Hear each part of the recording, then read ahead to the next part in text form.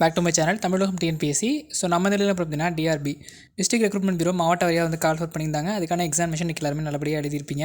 So அதற்கான cut off என்ன, மற்ற விவரங்கள், அதாவது ஃபைனல் ஆன்சர் கீ எல்லாமே நம்ம டிஸ்கஸ் பண்ணலாம். ஸோ அதுக்கு முன்னாடி இந்த துறை சார்ந்திருக்கிற கேள்விகள் எவ்வளவு கேட்டிருக்காங்க அப்படின்றத ஃபஸ்ட் நம்ம எல்லாருமே தெரிஞ்சுக்கணும். ஏன்னா அடுத்த கட்ட தேர்வுகள், அதாவது சென்ட்ரல் கோஆபரேட்டிவ் பேங்காக இருக்கட்டும், அப்புறம் வந்து ஸ்டேட் ரெக்ரூட்மெண்ட் பியூரோவாக இருக்கட்டும், இது எல்லாமே அடுத்தடுத்த நோட்டிஃபிகேஷனில் வரப்போகுது. ஸோ அதனால் ஒரு கேள்வித்தாளுடைய தன்மையை நம்ம தெரிஞ்சுக்கிறது ஒரு பேசிக் நீட்ஸ். ஸோ அது தெரிஞ்சால் மட்டும்தான் வந்து எக்ஸாமினேஷனில் எப்படி வந்து ஃபோக்கஸ் பண்ணி படிக்க முடியுன்றது நமக்கு தெரிய வரும். அந்த வகையில் பார்க்கும்போது நமக்கு இந்த கோஆப்ரேட்டிவ் பேப்பருடைய கொஷின் அனாலிசிஸ் வந்து நம்ம இப்போ எடுத்திருக்கோம். என்னென்ன டாபிக்ஸில் எவ்வளோ கேள்விகள் கேட்டிருக்காங்க அப்படின்றத பார்க்கலாம். ஸோ ஃப்ரெஷராக நீங்கள் வந்து இப்போ தான் டிஆர்பி கோர்ஸ் ஜாயின் பண்ணியிருக்கீங்க, எக்ஸாமுக்கு அப்ளை பண்ணல அப்படின்னா ஒன்றும் ஃபீல் பண்ணாதீங்க. அடுத்து சென்ட்ரல் கோஆப்ரேட்டிவ் மத்திய கூட்டுறவு வங்கிக்கான ஜாப் நோட்டிஃபிகேஷன் வரப்போகுது. அதுக்கப்புறம் வந்து பார்த்திங்கன்னா ஸ்டேட் ரெக்ரூட்மெண்ட் பியூரோ மாநில கூட்டுறவு அந்த பணியாளர் நலவாரியத்திலேருந்து அங்கேருந்தும் நோட்டிஃபிகேஷன் அடுத்து வந்து வரப்போகுது. தொடர்ந்து வந்து ஜாப் நோட்டிஃபிகேஷன் கூட்டுறவுத்துறையில் ஃபில்அப் பண்ண போகிறாங்க. அதனால் இந்த ஒரு வீடியோவை ஃபுல்லாக பாருங்கள். எவ்வளவு கேள்விகள் எதில் கேட்டிருக்காங்க அப்படின்ற அனாலிசிஸை நம்ம வந்து பார்க்கலாம்.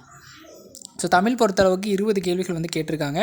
ஜெனரல் ஸ்டடீஸில் 67. ஸோ நம்ம எக்ஸ்பெக்ட் பண்ணது என்னென்னு பார்த்தீங்கன்னா தமிழ் 20 கேள்வி, ஜிஎஸ் டாப்பிக்கில் ஒரு 70, மேக்ஸில் ஒரு 10, அப்புறம் வந்து பார்த்திங்கன்னா மேக்ஸில் ஒரு 10, தமிழில் ஒரு 20, மொத்தமாக நம்ம அப்படி தான் அனாலிசிஸ் பண்ணியிருந்தோம் ஒரு 100 கேள்விகளுக்கு.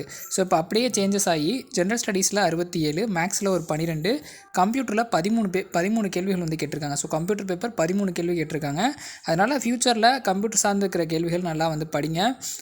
இப்போ வந்து எல்லாமே டேலி அந்த மாதிரியான ஒரு இதில் வந்து மாறிடுச்சு சிஸ்டமே. ஸோ அதனால் கம்ப்யூட்டர் சார்ந்திருக்கிற கேள்விகள் வர வர அதிகமாக கேட்பாங்க. அதனால் சிஸ்டம் சார்ந்திருக்கிற விஷயங்களை நம்ம தெரிஞ்சுக்கணும். நம்மளும் தொடர்ந்து வந்து அதை பற்றின அப்டேட் வந்து கொடுத்துட்டே இருப்போம். தமிழில் 20 கேள்விகள் கேட்டிருக்காங்க. ஸோ அதில் எந்த சேஞ்சஸுமே இல்லை. அதே மாதிரி ஜென்ரல் ஸ்டடீஸில் 70 கேள்விகள், அதாவது 70 எதிர்பார்த்தோம், அதே மாதிரி 67 கேட்டிருக்காங்க. மேக்ஸில் 2 கேள்வி கூடுதலாகவே கேட்டிருக்காங்க. ஸோ ரொம்ப இம்பார்ட்டண்ட்டாக இருக்கிறது கூட்டுறவு பேப்பர்.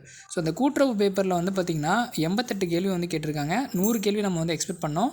அந்த பேப்பரை அப்படியே டீபார் பண்ணி 88 கேள்வி வந்து கேட்டிருக்காங்க. மீதம் உள்ள கேள்வி வந்து பார்த்திங்கன்னா கம்ப்யூட்டர் பேப்பரில் 13 வந்து அடிஷ்னலாக கேட்டிருக்காங்க. ஸோ இது எப்போவுமே வேரி ஆகிற ஒரு விஷயம் தான். இந்த முறை வந்து இந்த மாதிரி வந்து கேட்டிருக்காங்க.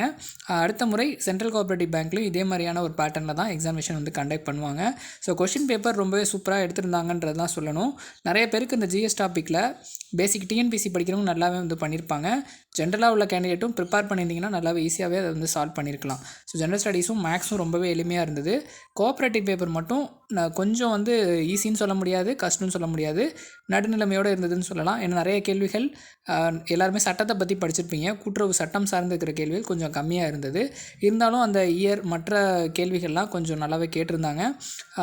அக்கௌண்ட் சம்மந்தமாக இருக்கிற கேள்விகளே ஒரு 4-5 கேள்விகள் இருந்தது.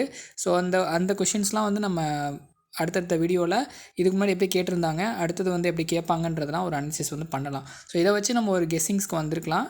இந்த டாபிக்ஸில் இவ்வளோ தான் வந்து ப்ரிஃபரன்ஸ் வந்து கொடுக்குறாங்கன்றத நம்ம பேசிக்காக வந்து வச்சு பார்க்கலாம். அடுத்தடுத்த வீடியோவில் நம்ம தொடர்ந்து வந்து பார்க்கலாம். நன்றி, வணக்கம்.